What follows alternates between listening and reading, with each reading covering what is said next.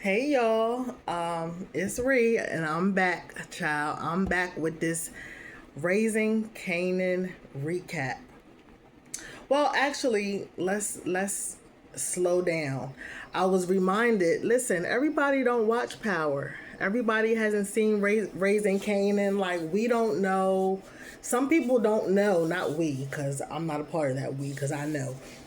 But some people don't know what's been going on. So, being as though the fifth and final season is starting to air, I think episodes started airing on June 12th, Friday, June 12th. They come out every Friday. The episodes come out every Friday on Stars. And so far, 4 episodes have dropped. I wanted to recap them, but again, I was reminded, listen, everybody don't know, about this show. As a matter of fact, I was talking to my aunt and she promised me, she said, I'm gonna start this weekend because we have a little extra, time to relax and everything like that. And I said, okay, auntie, start. Listen, child, I woke up this morning, she didn't already text me. She was already in. She had already started watching. Look, got to sleep in this morning, but by the time I got up and, did what I do in the morning and looked at my phone, she had already texted me. So just know it's worth the watch. Those who don't know anything about it, stay with me. Those who do and just kind of want a little recap, stay with me. Like the video, please. Subscribe, share it. And let's get into it. So wait a minute. Okay.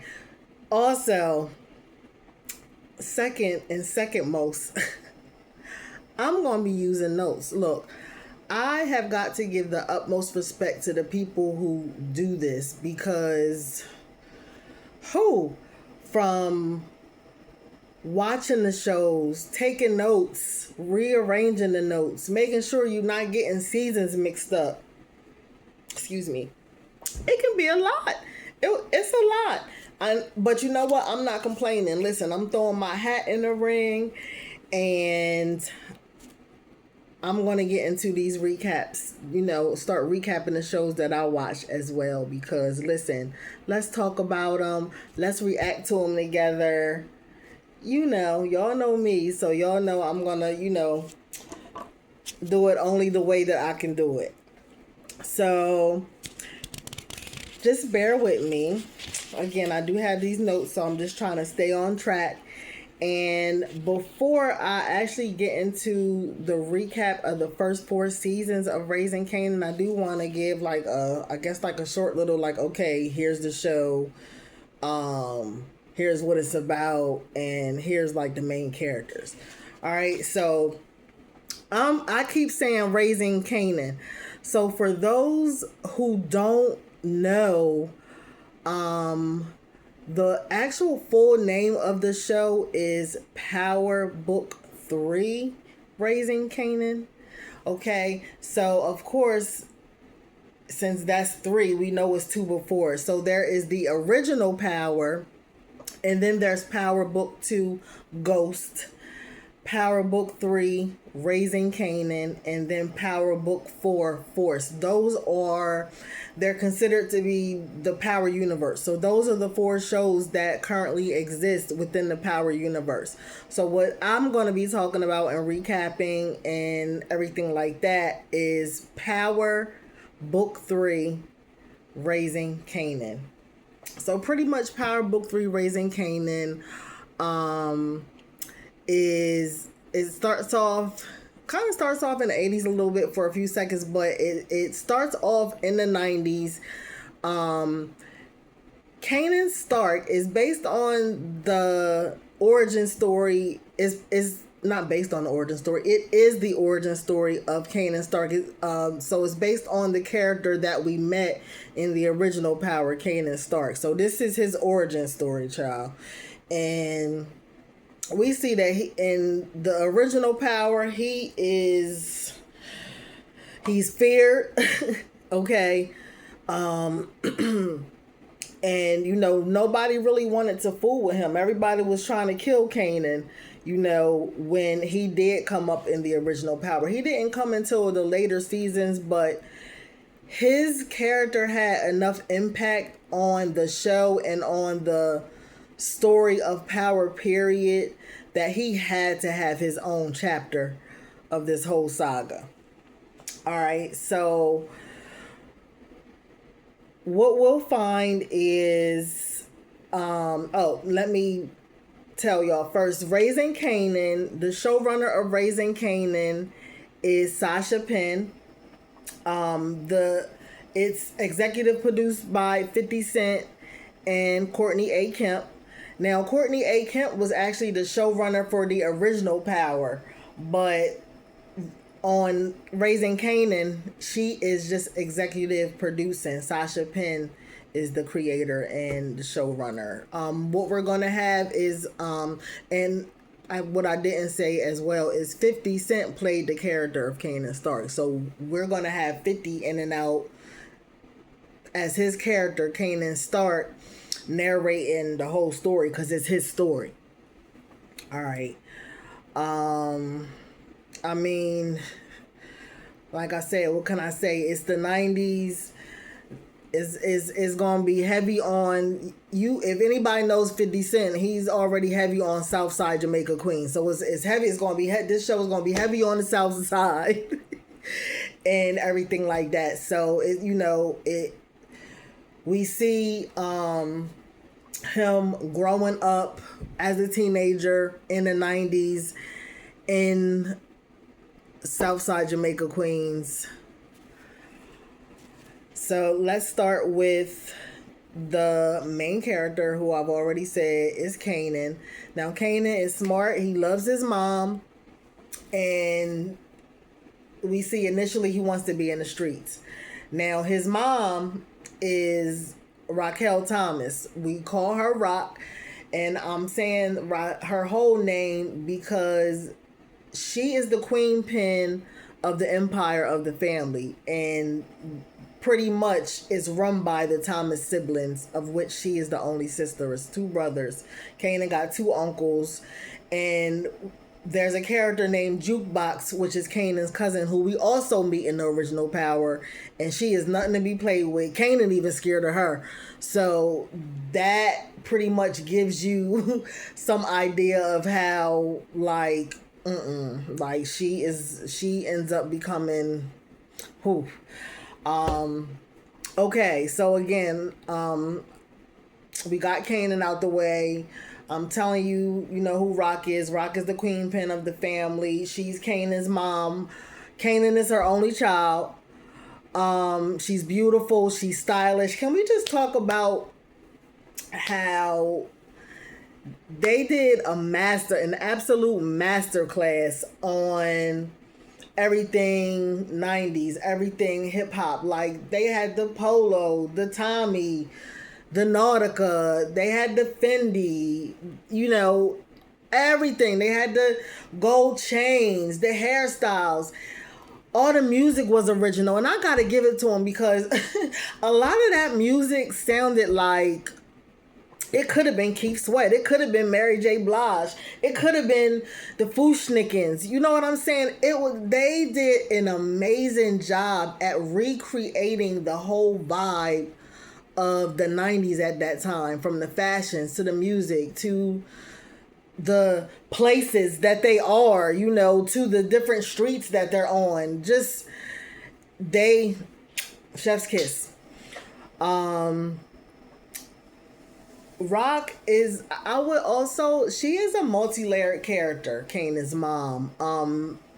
Just as much as she was beautiful and she was the queen pin, she was also, she could also be very manipulating, you know what I'm saying? But a woman in her field, in her position, had to be as cutthroat, as she was. So, but it's a lot of themes. I know I'm all over the place right now, and thank y'all for staying with me. I do want to say it's a lot of things with the whole Power universe that I will say. First of all, the moms in the Power universe.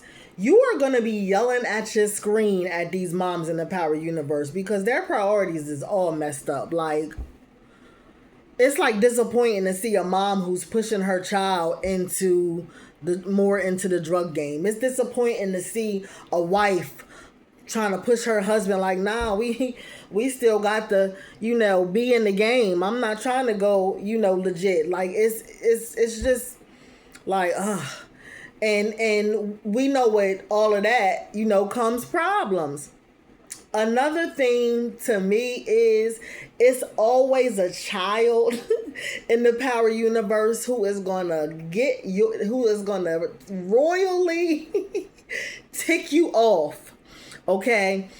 In original Power and Power Book 2 Ghost, that kid is Tariq. In Power Book 4 Force, that kid is D-Mac. And in what we're talking about, Raising Kanan, that kid is definitely Kanan, dog. Like, Kanan is going to drive you crazy. Okay. But back to Rock, back off of my tangent. Pretty much everything and everybody in the family, is run by Rock. But listen, don't get me wrong. It's a great family, and we will see that, when you begin the whole series. Like from season 1, episode 1, you will see that the family is tight knit. So anything that I'm saying negative, like, don't let that, help or make the determination of, you forming an opinion on, okay, this is who this person is, because everybody is multi-layered. You see so much growth and so many character arcs over, the 4 seasons going into the 5th and final season. So just bear with me. And if you want to get into it, let's get into it. Oh, child, forget about that. Sorry. Now, I don't know if I'm going to edit that part and leave that part out or not. So if that's in there, just know we done already daggone got into it, and we're talking about Rock. So now that I'm off of Rock, we got Kanan and his mom Rock. Now we're going to talk about the rest of the main characters and the rest of the Thomas family. We have Rock's brothers, which are Kanan's uncles, Marvin and Lou. With Marvin, you always going to see Marvin. He always going to have a bag of chips or a Slim Jim in his hand. He always eating something. He always going to have a lollipop in his mouth. But Marvin is also like the muscle. He's like the enforcer. He's hilarious.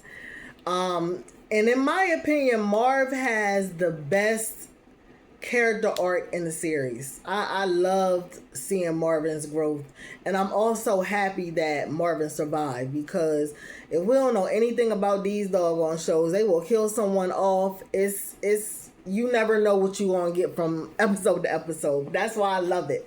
Like, give me more seasons. So I'm excited. So next we get into the baby brother. Oh, and Marvin is the oldest. So here's the hierarchy, or here is the order in which they were born. Marvin's the oldest. Then you have Rock. And then you have the baby brother, who was Lulu. So Lulu, he's the youngest brother. And he wants to pursue music. But you see Lou go down... he goes down a rabbit hole of depression and alcoholism. So I do appreciate them showing us, that part of it, that, even though they making all that money and they're in that time and where they were at, they were deemed as successful. When you do so much dirt out in the streets, some people are not built, their minds aren't built for that. And they fall into drugs, alcoholism, and depression. And Lou ends up falling into that. But I also appreciate seeing him come out of that. So we will also see that. Lastly, of the Thomas family, we have Jukebox, which, again, we met her in the original Power. And what can we say about Jukebox? Man, she's about a year or two older than Kanan. They're in school together. You know, they run in the same, crowd. You know, it's always her and Kanan and Kanan's friends, and she's just, with them. She's, kind of gives tomboy and everything like that. Beautiful, beautiful voice, beautiful girl, but don't mess with her. Like, Kanan even knew then, like, Juke wasn't one to be messed with. She'll get in there and fight just like the boys. She was your typical teenager as well. You kind of see her boosting, and you kind of see her growing, and you see her go through a lot of heartbreak as well. And all of these characters, you might not even hear me calling them their full names as I'm introducing them, like Jukebox. I'm gonna start calling her Juke. You know what I'm saying? Lou, I call Lulu sometimes. Marvin, I'm gonna call Marv. Just like Raquel, we call him Rock. So just flow with me in that, everybody, please. Thank y'all so much for staying and listening so far. This is gonna be a lot. I also plan to come back again, like I said, with the recaps of the 5th and final season, but I did want to get full, like, okay, this is everything, this is who everybody is, and this is everything that happened up until this 5th and final season. So I appreciate y'all bearing with me. So next we have Famous, which is Kanan's best friend. He's hilarious as well. He is the neighborhood rapper, but one thing we do see about Famous is he is not about that life, and Famous also somehow always finds himself in something, even though he's not about that. Next we have Unique, aka Neek, is Rock's main rival, in Southside Jamaica, Queens. That's they're always going head to head. Neek's older brother went to jail, so Neek is now running his family empire, and him and the Thomas family are just always at it. So one thing about Unique, he's the most flashy character. He even has a whole dry cleaners dedicated to people's furs, custom made jackets and leathers and everything like that. And he has the wardrobe to show it. Speaking of his older brother, Ronnie is very, very crazy. Ronnie is a psychopath. We don't see anything about Ronnie in jail, but Ronnie ends up getting out of jail, and he is just cold-blooded. He's very quiet. He's very unpredictable. Then we have Snaps and Pop. Now, Snaps and Pop is the OGs. They are like the Black Bonnie and Clyde of the hood. It kind of seems like they step back from the day to day, but they kind of still got their hands and their fingers and everything like that and everything. They probably giving a lot of street wisdom, to all the hustlers and everything like that. They kind of see everything that's going on. I think later on, in my opinion, they kind of seem a little puppet mastery, because at first I'm looking at it from Kanan's perspective and everything like that, and I'm thinking Rock is a little puppet mastery. But when you broaden it out some and look at like the bigger picture, like Snaps and Pop been around in all this time, moving stuff around, chess moves and all of that. Now, Snaps and Pop, with all the wisdom and all the OG status that they have, I'm going to just say that does not equal loyalty, because, baby. An honorable mention, sorry. I do need to discuss Detective Howard. Detective Howard he's that, if everybody knows about the Power Universe, even if you don't, if you know about any show that there's always a cop coming around, there's always a crooked cop coming around, he's always in everybody's face, he's always in the main character's face, he's their main problem. Cop such and such, detective such and such is always watching such and such. You feel me? That's who Detective Howard is. Detective Howard's story also comes with one of the biggest twists and one of the biggest game and atmosphere changers of the whole entire series of Raising Kanan. Detective Howard's character is played by nobody better than Omar Epps. He plays it down. And yeah, that's who Detective Howard is. So, did I leave out anyone? Yes, I did leave out a couple of honorable mentions, and Detective Howard is definitely not an honorable mention. He's definitely main character energy in and from the very beginning. But a couple more honorable mentions that I wanted to talk about was Crystal and Aisha. Like I told y'all, Jukebox sung, and when I say she sung, like, we learned that's the reason that they named her that they nicknamed her Jukebox. Her real name was she was Laverne Thomas, but of course ain't nobody calling me Laverne. You feel me? So everybody called her Jukebox, and she ended up being in a girl group. They were a trio. Their name was Butter.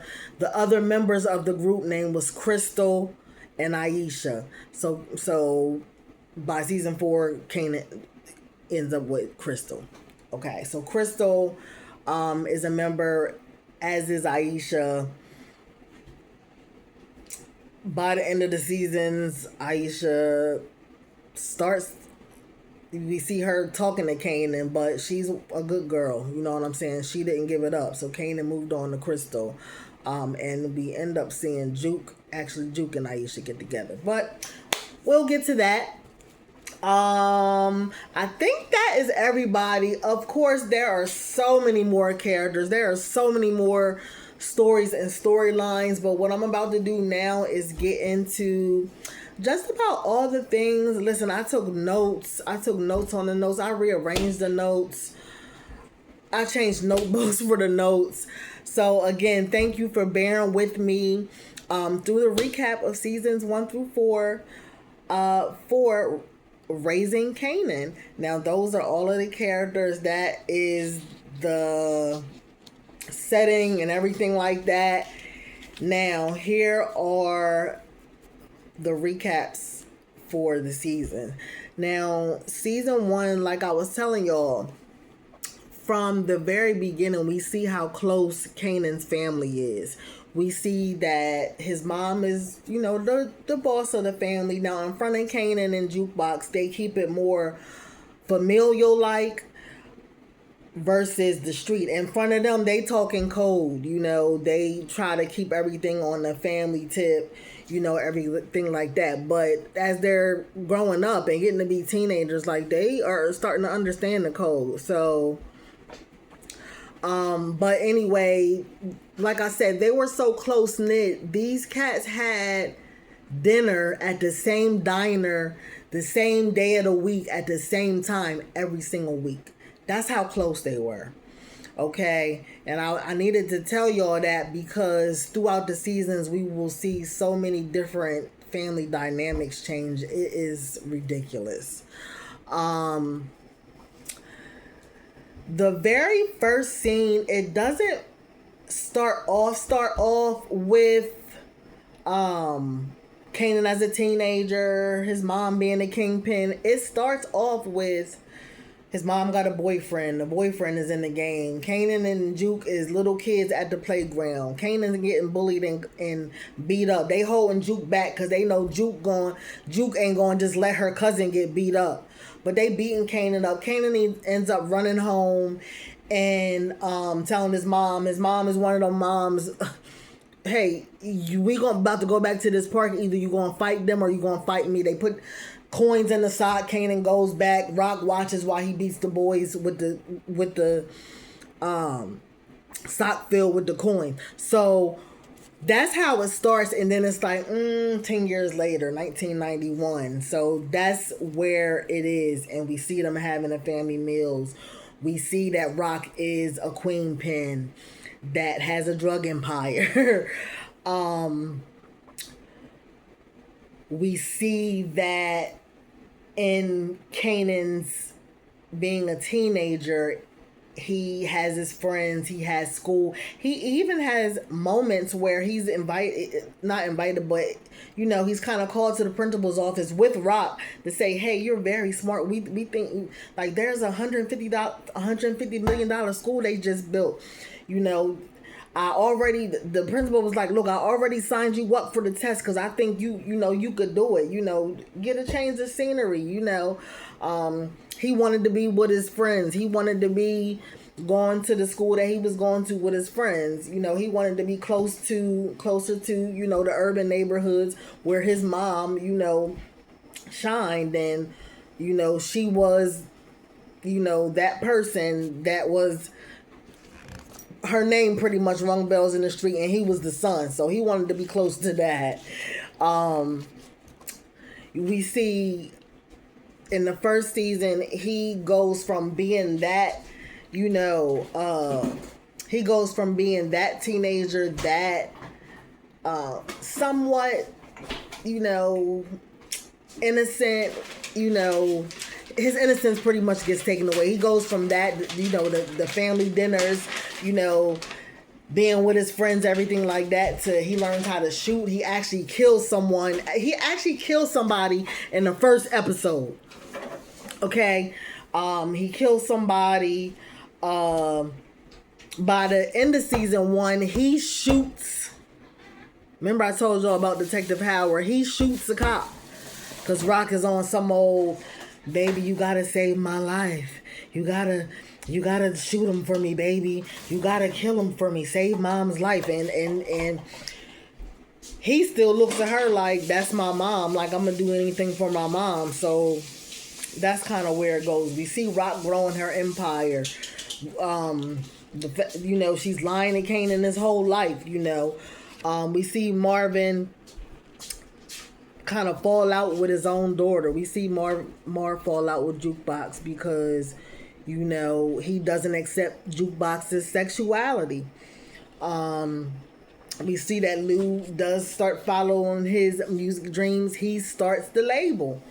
We see Jukebox fall in love and lose real hard. Again, the relationship with her dad is destroyed because, he found out, that she liked girls. But yeah. By the end of season 1, Rock is at war with Neek.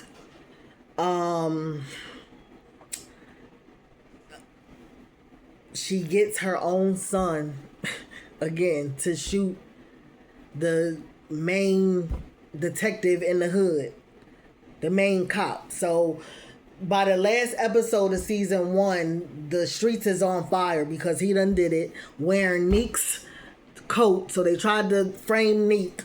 And the biggest thing is, get this. The biggest thing we find out is not only is the dude DEFCON that they've been saying, DEFCON this, DEFCON that. Back in the day, DEFCON was the biggest on the streets. DEFCON was supposedly Kanan's dad that went to jail. He somehow died in prison or whatever. But DEFCON, no. No DEFCON. Detective Howard was Kanan's damn dad. Y'all heard what I said. Detective Howard was Kanan's damn dad. Rock got him to go and shoot his own dad because she didn't want it to be found out that she was a informant, that she was informing. And her and Detective Howard, he ended up sleeping with that young girl. And she ended up getting pregnant and having Kanan. That was his son. So that was the biggest thing. So she really had him go kill his dad. Now from that moment we see how shook Kanan was, and it's like, yeah, nigga, the streets ain't for you, huh? Yeah, that's not for you. You can see how shook he is. You can see how Rock's biggest thing was two shots to the chest, 1 shot to the head. He ain't remember that. He ain't know what. I don't remember what I did. Yeah, so all of that by the time season 1 ended. Okay, now season 2, like I said, starts Kanan shook. He definitely is rethinking everything. All that begging to his mom that, he wanted to help the family business, wanted to be in the game, this and that. All that kind of went away. It starts with her going to pick him up. She had look. I forgot to tell you about Symphony. Child, Symphony was her little friend, Rock's little friend. She had Symphony drive Kanan down to family that lived at Virginia Beach by the end of that season, because the blocks, the whole Jamaica Queens was going crazy because a cop was shot. Detective Howard was shot. And Kanan did it, so she got Kanan out of town. Her little piece, Symphony, drove him out of town. So season 2 starts with her picking him up. He drove Kanan to Virginia Beach with family. So he was staying down there with his aunts and his little cousin. And he was really like, shoot, I could really stay here. I really don't. I'm cool with not going back. I'm good. Like I could get used to this type. You feel me? Let me see. Detective Howard does survive the shooting, so Kanan couldn't even do that right. Okay, now by season, I want to say by episode 3 of season 2, Kanan does find out that Detective Howard is his real dad. Now, that was one of the things that I told y'all that was going to change everything. Every single thing that changed. Because Kanan, at that point, Kanan was like, wait, that's my dad. My dad, wait, you had me go kill my dad? Like, it messed him up. Okay? So he starts to, like, I don't have no respect for my mom. I'm done with my mom. That's kind of where Kanan is at. Him and his best friend Famous call themselves having a little apartment or whatever, and they trying to survive. They out on corners, even though Rock was like, okay, let me slow down. Let me rewind a little bit. She went and picked up Kanan. She did end up saying nah, because even her sister was like, yo, he's saying he could stay here. I could enroll him in school here. He's good here. I know he spent the summer here, but he could spend the fall, winter. Listen, leave him here. And she was like, no, I'm his mom. I got this. He gonna be with me. Knowing damn cop survived. Knowing her son was the one who shot him. Like, everything. You know what I'm saying? But she also saw that summer that Kanan's name did not come up in that attempted murder. You know what I'm saying? So she was like, okay, it's safe to bring him home. I guess by then her and Detective Howard had a arrangement, but we'll get to that. Pretty much what I wanted to say was Kanan finally did come home, okay, and saw, like, hello, like, oh, like, it's kind of different. Like, I'm happy to be back home a little bit. Like, I'm kind of feeling the the New York heat, the New York City heat and everything. But by the time they got into a building, it was mad people in the elevator area, waiting to go up in the elevator to go to their respective homes. But from the moment Kanan and Rock walked into the building, everybody kind of got quiet, backed up, let them get on the elevator, go up by themselves. Kanan like, what is going on, child? Listen, Rock thought she was Nino Brown. Rock was running the apartments. Rock had the apartments like Nino Brown had the damn Carter. Okay. The whole operation, she took the whole operation off the corners. She put it into the apartment. So now she is running the apartment. She was a little bit nicer than Nino was. Nino just kind of it looked like a scary movie. With Rock, it looked like a scary movie, but also she was telling people, hey, mop them stairwells so them stairwells ain't smelling like piss a couple times a day. Give the tenants a couple dollars who ain't into this, so they can get their groceries and their bills and stuff is caught up, so they ain't telling on us. Let's take care of these people a little bit, and so we could continue to serve, the people who want to be served. Okay. So that's pretty much what that was. So once Kanan got pissed off and saw that his mom lied to him about who his dad was his whole life, that was it. He was like, I'm done with you. Like, again, I'm going to start living by myself. And he caught himself going right to her different trap houses and just taking drugs and going to sell the drugs for himself, calling himself making a way for himself so him and Fame could live in their apartment that they was living in. Child, you heard what I said. Now, Marvin does end up in anger management, and this is kind of where you see Marv starting to soften up a little bit. He ends up in anger management. He kind of meets and kind of falls in like a little bit. You kind of see him fall in like a little bit with his anger management teacher. It's beautiful. Power is gritty, dark, and dirty. So, of course, she ends up getting shot and dying. But Marvin's one, he's like, okay, able to take stuff and move on. It doesn't spend a long time watching him process a lot of feelings about stuff. So that was, okay, they had a little, crush or whatever. Before they could really even get into it, she ends up dying. He also met this guy there who was a single dad of two daughters. Come to find out, the damn guy got a drug problem. The guy calls Marv one night. He ends up saving them from the drug dealers. Like, well, the only reason we called you was because he said you was going to pay. Type. Yeah, the single dad. So his daughters was like just kind of like assed out because their dad was an addict. So Marvin kind of felt like, again, like I said, we started kind of seeing him getting soft. So Marvin kind of looked at the girls, as his little nieces and tried to get the guy to get on the straight and narrow. But child, anyway. We see Lou's music career, you know what I'm saying? Not his music career, but we see like his music empire that he's attempting to build get some traction. He's managing artists, he's developing artists. He started managing and developing Famous, and Famous had his single out. You know what I'm saying? But he's bringing more people onto the roster of the record of his record label. Like, it's really, really picking up steam. We kind of see his relationship with Famous kind of get weird because Famous is still riding the coattails of his one sing, Streets Need a Body, of his single. Streets Need a Body, of his single. That was his single.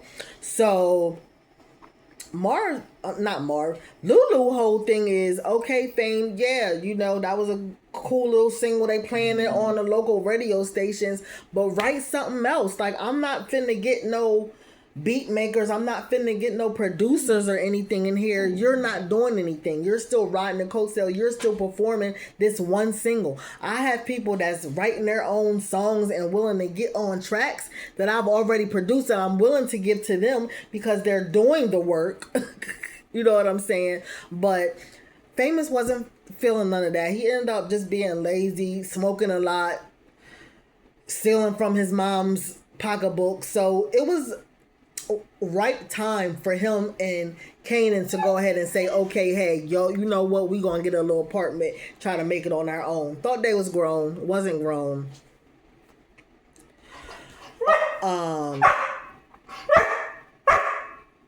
Please don't do this to me. You want my attention? What's the matter? So that is what was going on with Lou. Juke ends up living with Rock because, like I said, at the end of last season, her and Marvin got into it real bad. And I mean to the point, like, she spit in his face and was like throwing blows at her own pop.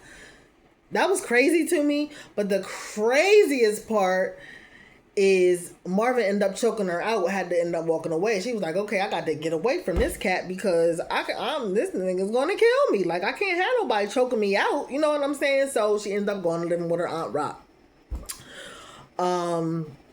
She was looking for her mom. She ends up finding her mom. Her mom ends up being played by LaToya Luckett. Something that Juke looked at and kind of dreamt about her whole life. Like I said, Marvin raised her as the only child. Well, she was his only child, but Marvin raised her as a single parent. Excuse me.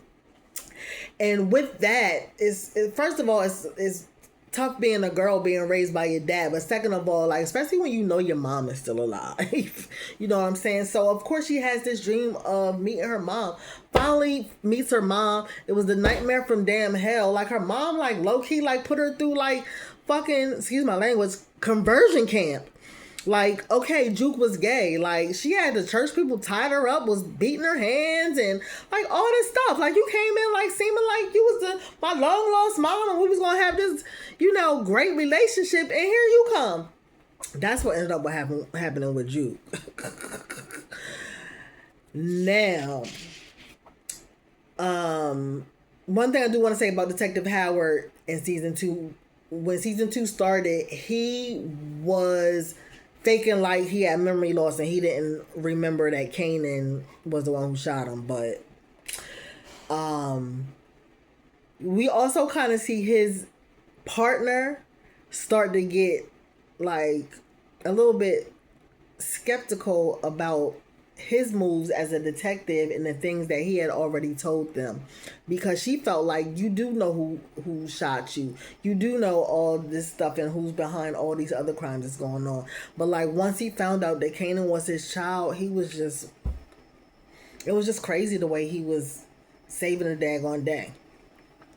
Okay, so what I do want to talk about as well is that by the end of that season, even though his partner has suspicions, not even though his partner has, well, yeah, even already talked about his partner with the suspicions. Excuse me. Look, if I cut that out too, but it might still be in there.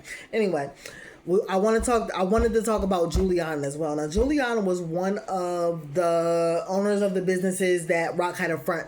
It was a bodega. It was very, very clear that Juliana was getting abused by her husband.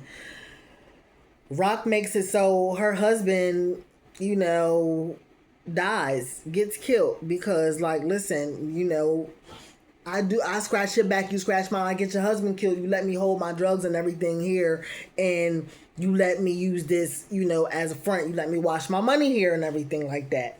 So she did that with Juliana. They become partners. Juliana does also end up introducing Rock to her cousin Joaquin, who ends up becoming Rock's connect. All right.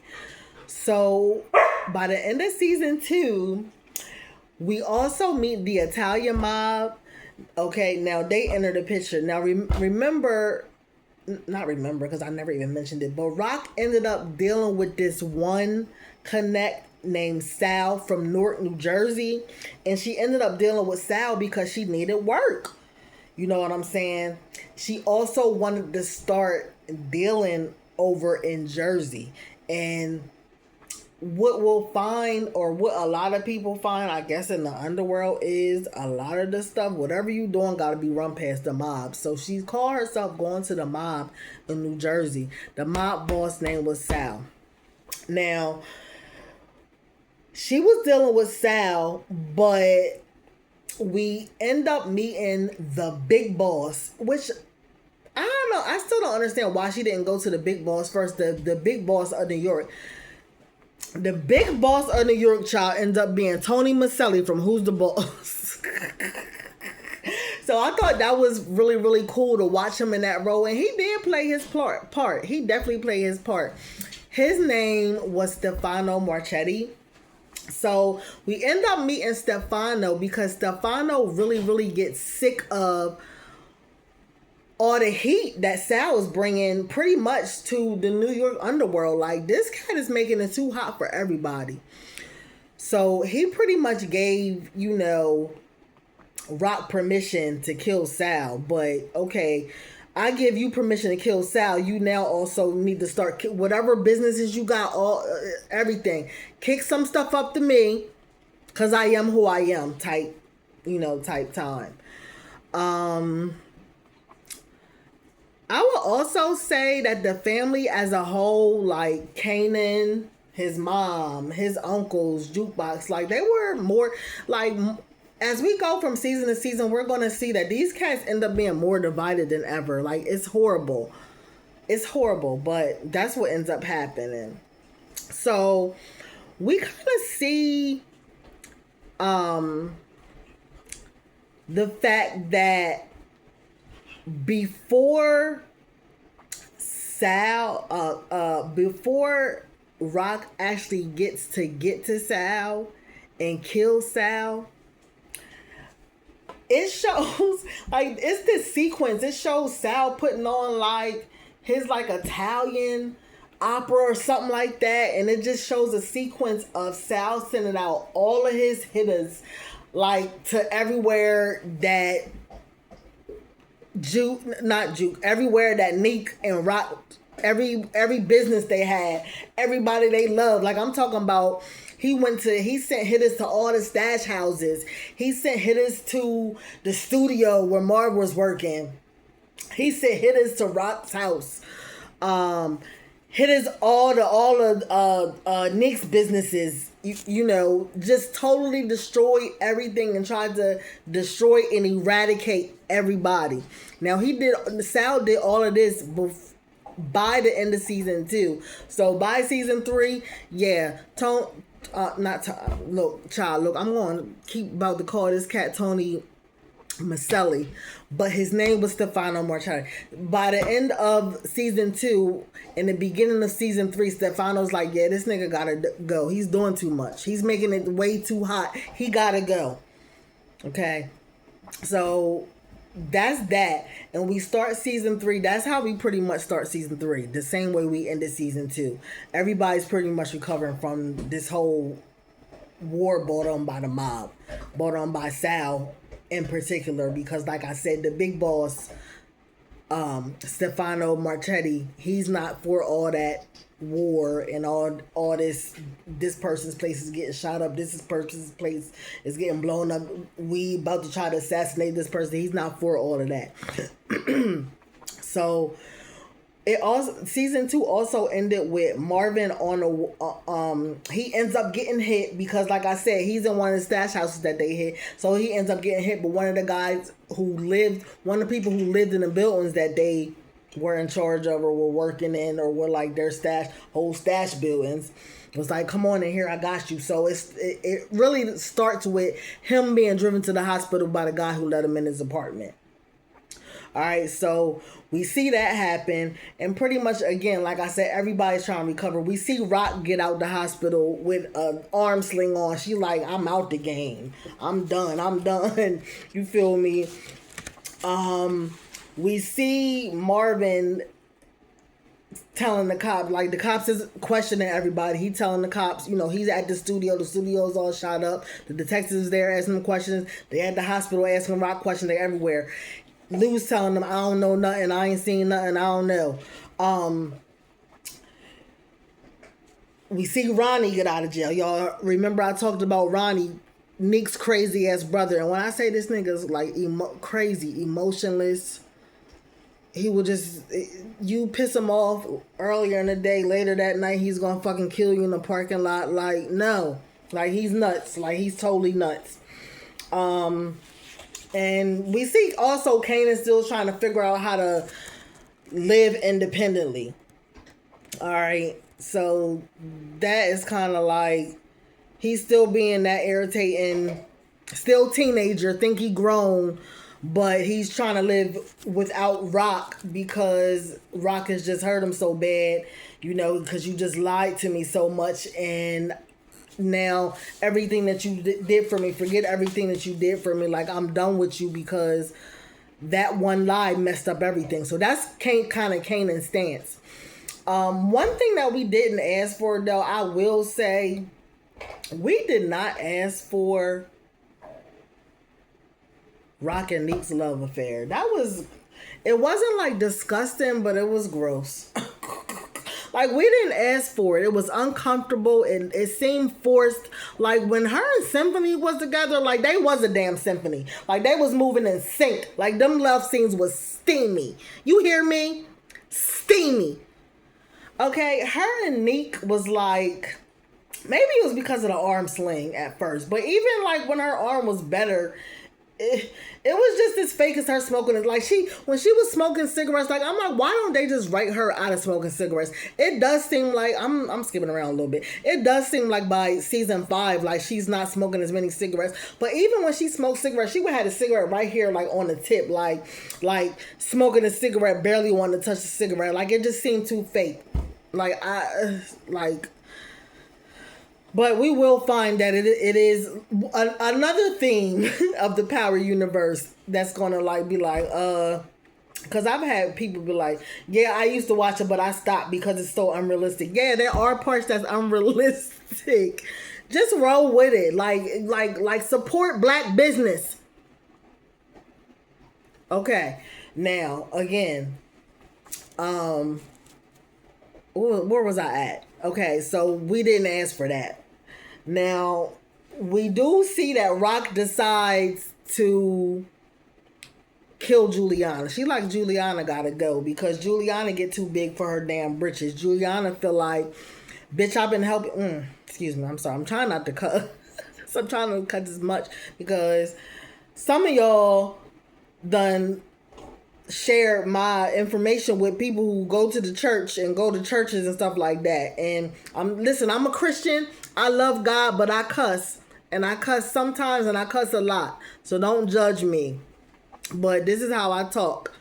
And God still loves me and he loves you as well. And if you don't want to hear all the cussing, then I might not be the one for you. It's not going to be a whole lot of cussing because I'm really, really trying to limit myself. But this is how I talk. All right, so anyway, Rock decides that Juliana gotta go, so her cousin, she ends up being too big for her britches. She feel like she done got to connect for Rock, so she is like, feel like she's on the side of the connect, which is again her cousin. So she's sitting with her cousin when Rock comes to see him as the connect, like looking at Rock like, bitch, you ain't want to like make me partner, so I'm right here with the connect but Rock is like, oh, okay. Just like when the girl in season 1 tried to get too big with Rock, what Rock do? Put her dog in the microwave. Rock was like, oh, okay, yeah, I see what type time Juliana's on. She gotta go. So she does end up killing Juliana. Again, we see Kanan and Ronnie ends up working together because Kanan is looking for any and all types of income.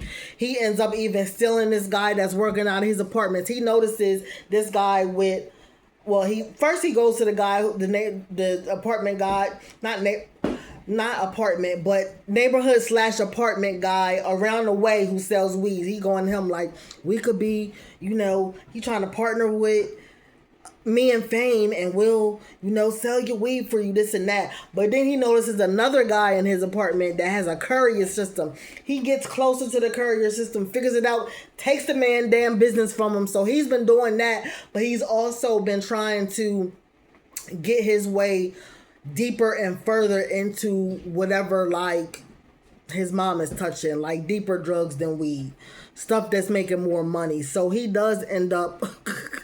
He does end up grouping up and partnering up with crazy ass Ronnie.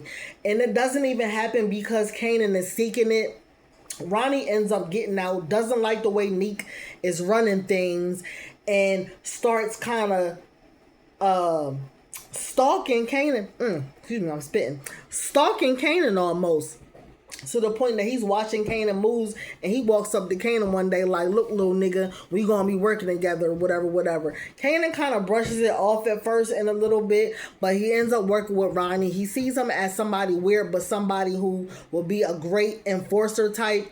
and he's a little bit old school and older, so he knows more people, and he knows a little bit and could teach him Kanan a little more about like the streets and how to do stuff. Because remember when Kanan cooked up that batch of bad damn coke in the first episode, end up killing Juke's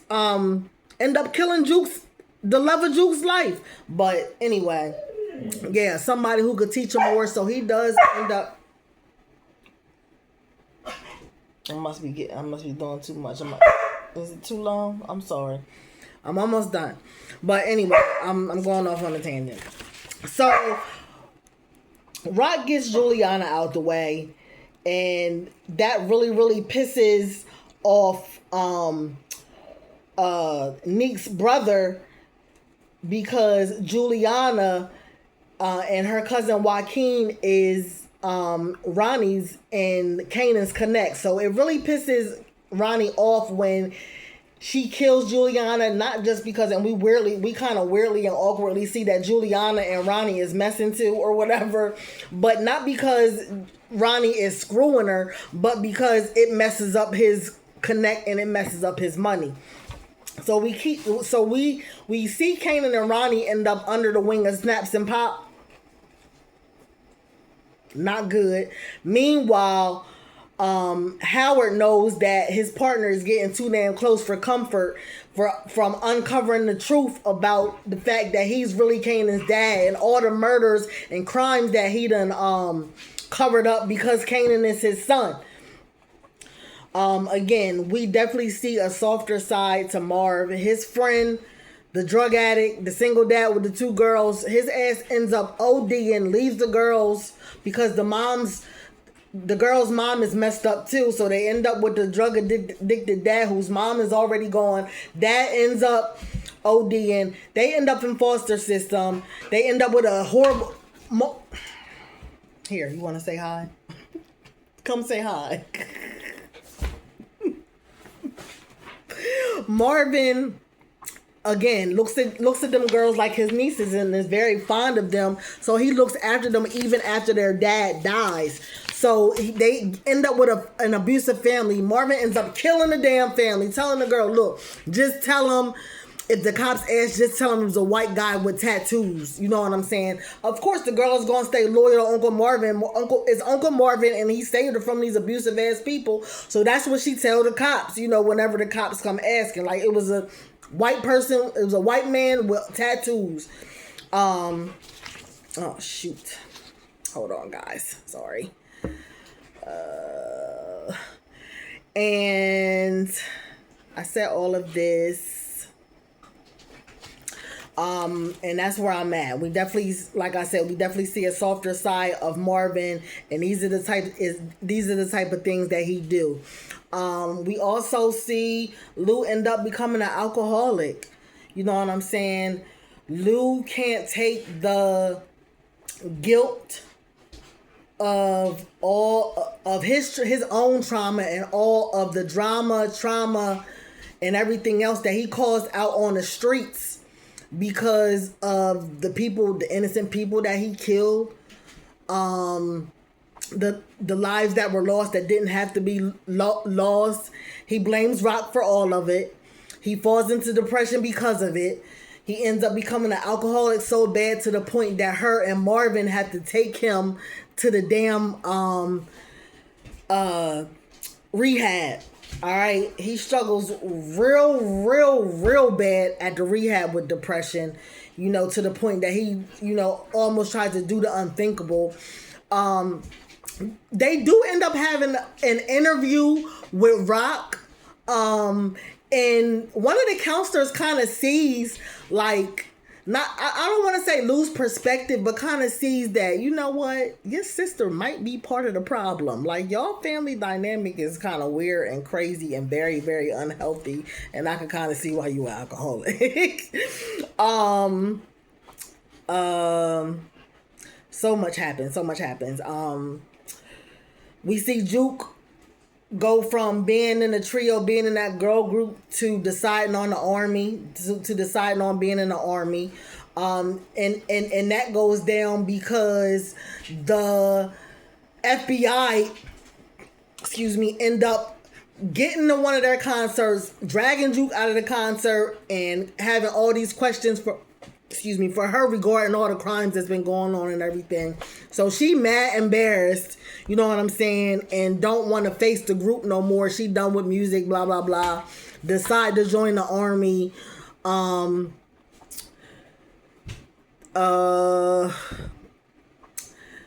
Remember when I said how everything goes down with the members of Juke's group, Butter, her, and Kanan. So we watch Kanan go from being with Aisha didn't want to give it up, so he gave up on her, to him being with Crystal, to him and Crystal being in a full-fledged relationship at this point. Him and Crystal's in a full-fledged relationship. At this point, Aisha and Juke is in a full-fledged relationship. Aisha then made her feelings known for Juke and said, like, Juke is like, but you was with my cousin. Aisha whole thing was like, yeah, I was with your cousin, but deep down, I always liked you. You know what I'm saying? So they end up vibing. Juke is like, okay, I like it too. And they kind of seem like they're together, even though Juke is like, I'm done with the music. I'm on my way to the army. And even though Aisha is like, okay, the whole music thing is over, but I'm on my way to Spelman. You know what I'm saying? Famous is facing murder charges. Because we do see Famous murder somebody that was bullying him. Like, I'm not trying to justify it, but Famous wasn't, like I said, Famous was never about that life. He was never on that rah-rah time, but he does end up murdering somebody. Him and his mom do end up making up, and his mom lets him come back in the house to live with them, because he's like not about that life, and Kanan is getting deeper and deeper into the drug game. So his mom does end up letting him come back home, and they getting along. But his mom also finds the gun in his belongings and turns the gun in. So the cops end up running ballistics on the gun, and they just having a regular afternoon. His mom at the stove cooking, Famous talking shit to his mom, walking through the house, whatever. And all of a sudden, the police bust in. Famous, you're under arrest for murder. That's how Famous gets under arrest and investigated for murder. Oh, the biggest twist for this season this whole time, we end up seeing Ronnie become unhappy with the way Neek is running the business, and Ronnie starts doing things his own way, namely becoming a hustler for Snaps and Pop, teaming up with Kanan, making his own moves. And another move, one huge move that Ronnie made. One night, him and Kanan got to arguing. Ronnie snuck, not Kanan. One night, Ronnie and Neek, his brother, got to arguing. Ronnie sneaks Neek from the back, busts him in the head with a 2x4. Child, and dumps Neek in the damn woods, leaves Neek for dead. So by the end of the season, all the stuff that I said that Ronnie did, not all the stuff, but a lot of the stuff that all the moves that he was making in the streets was after he called himself leaving Neek. But by the end of this season, we see that Neek wasn't really dead. You heard me. Neek was not really dead. Kanan and Ronnie orchestrate a kidnapping and ransom situation so that Rock can call herself going to save her son. So, of course, it happens. Juke and Kanan walking that. First they try to do a drive-by on Rock. So Rock feel like, oh shoot, they trying to get to me, they after me, whatever. Here we go. This is what is this what it's about to be? I know that it's Ronnie trying to kill me or whatever. So after that, it's like, okay, I gotta protect the family. So she called herself, kind of protecting the family. But Juke and Kanan is out walking one day. Kanan gets hemmed up and so-called kidnapped. And he's like, oh, I know Ronnie did this, because after the drive-by on Rock, Neek made it known she knows that it was Ronnie. So Kanan tries to make it like, even though I'm mad at my mom, that's my mom. Don't ever go after my mom. Don't ever go after my family. I'm mad at my mom, nigga. You can't do nothing to my mom. I do stuff to my mom. You know what I'm saying? So no, Ronnie, you don't have permission to go after my mom. So he makes himself big in bed. Him and Ronnie have a face off so everybody can see that Kanan's so-called mad about Ronnie making a move to kill his mom. And Kanan like, don't call yourself trying to make a move on my family. I told you to leave my family alone. So that happens. Kanan gets so-called kidnapped. Now Rock and Kanan's real dad, Detective Howard, goes to save Kanan. They get there. Kanan's like, yeah. Kanan and Ronnie's like, haha, we got you. This was fake. This was all a plot. Kanan wasn't kidnapped. We just wanted to get the money in the business, and your dumb ass gave it up. Kanan's like, I don't care about you, Mom. What part of that don't you get? I'm not going through all this for you. I tricked you. Give me the loot. Give me the loot. He goes, Kanan. In his mind, he already has, like, I gotta get rid of this crazy nigga Ronnie. He's just too unpredictable. He's doing too much crazy stuff. He's gonna mess the business up. So Kanan finds prime time. Like, I'm gonna make this play with Ronnie. Like, me and Ronnie is together, and we making this play against my mom. But I'm really about to kill Ronnie. Kanan goes to shoot Ronnie. Looks Rock in the face like, blow. Now I shot him. Now what? Looks Rock and Detective Howard in the face. Rock picks up the gun. Checkmate, nigga. Like you're never gonna do something that I'm not gonna go higher. Shoots Detective Howard in the head. And what? Now, come on, little nigga. Like, you want to shoot people and think you're about to look me in the eye and shoot somebody and think you're about to scare me? Blow, I shot your dad. Now, let's go. Get your little ass up. Let's clean everything up. I guess you called yourself faking your kidnapping, fake getting money from me. Come on, get all your toys. The fucking game is over. Stop fucking playing with me. Okay? So what we see when season 4 starts is pretty much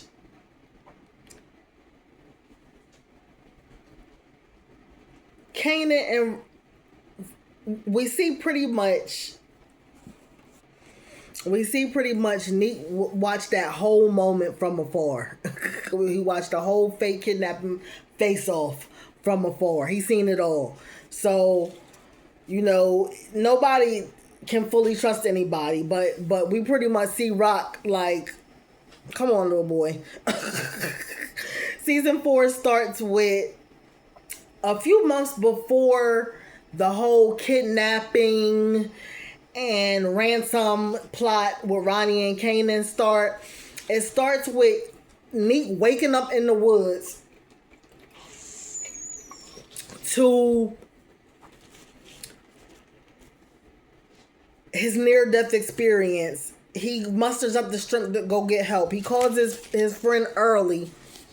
Early goes to pick him up, takes him to not a doctor, but like a veterinarian to get stitched up and to get medicine enough for the pain and so that he'll survive.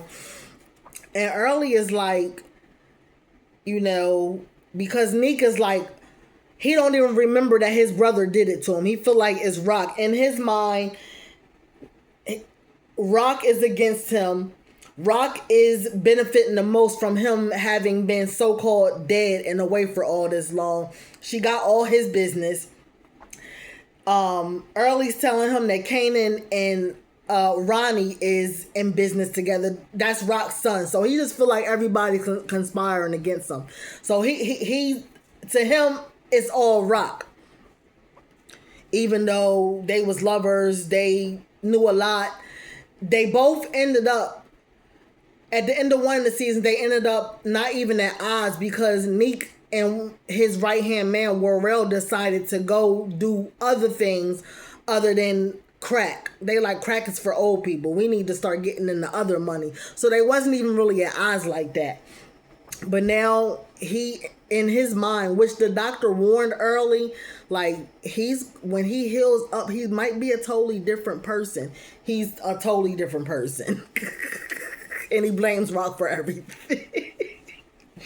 But early is telling Neek, like, right now, you have the best thing going for you. You have the gift of invisibility. So that's what we see. We see Neek being invisible. He watching everything that's going on.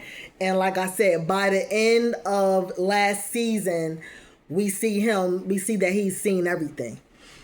You know what I'm saying? He's seen the whole daggone plot. Now we also see that Kanan is still feeling himself.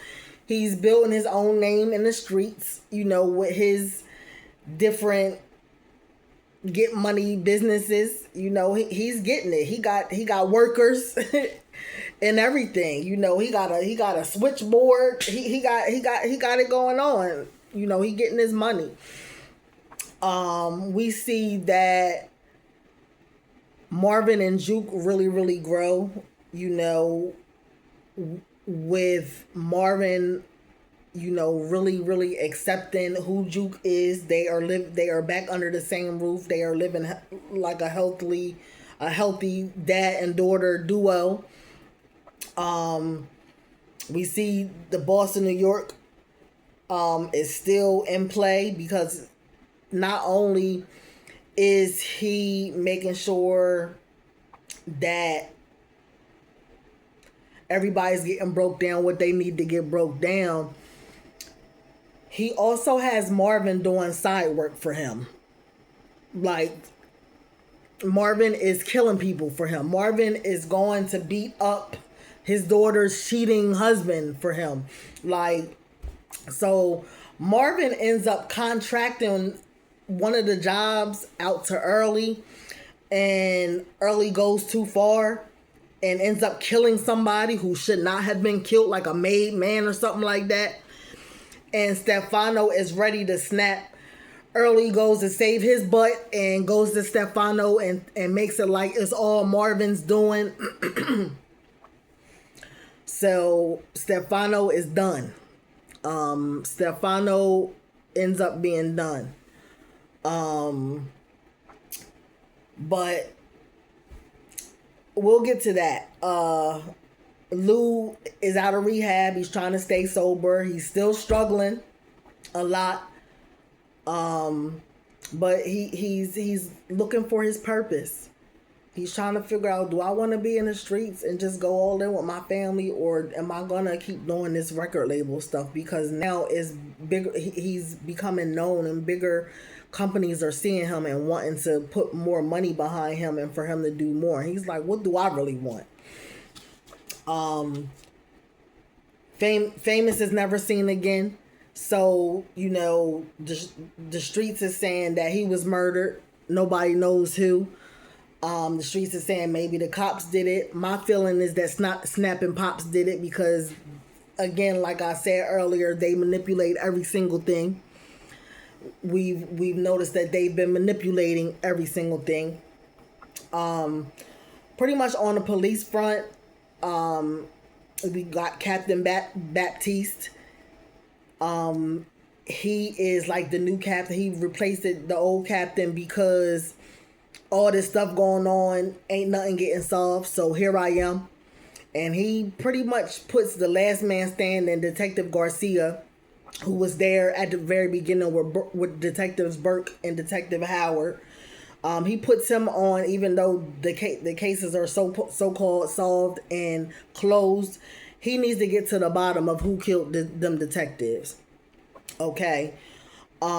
We also have, you know, not only Snaps and Pops pulling strings, but Stefano pulling strings.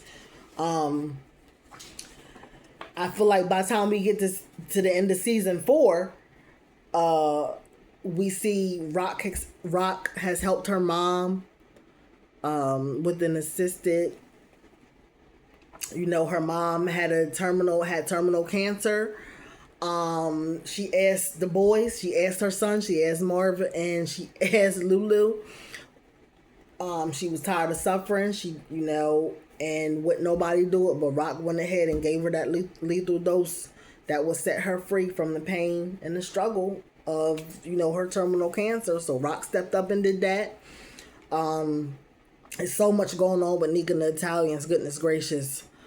Like I said, Marvin with the side kills for Stefano. Stefano ends up having Marv kill Sal.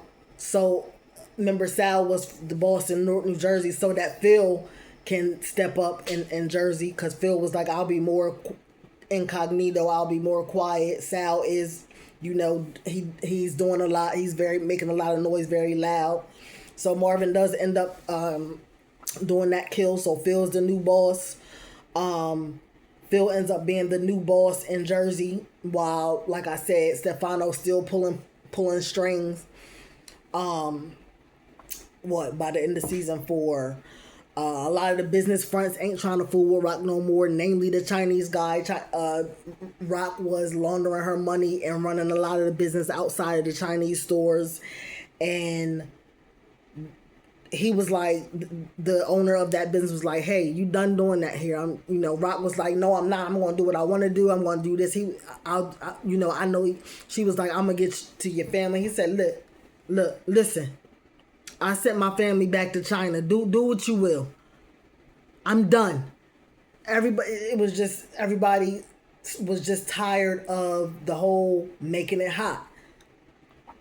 You making these, you adding us to all these investigations, and I'm just trying to be quiet and mind my business and make my money.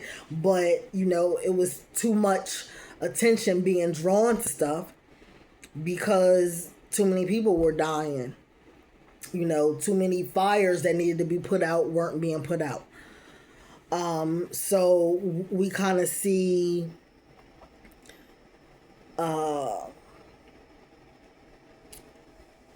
Rock, with all of that, Rock still trying to keep at the top. And she ends up saying, you know what? To get back at Neek, we're going to have to really, really get back at him. He did so much to me this season. After he got well, Neek wreaked havoc. And like I said, he thought it was all Rock's fault. So he wreaked havoc. He stole all Rock's work.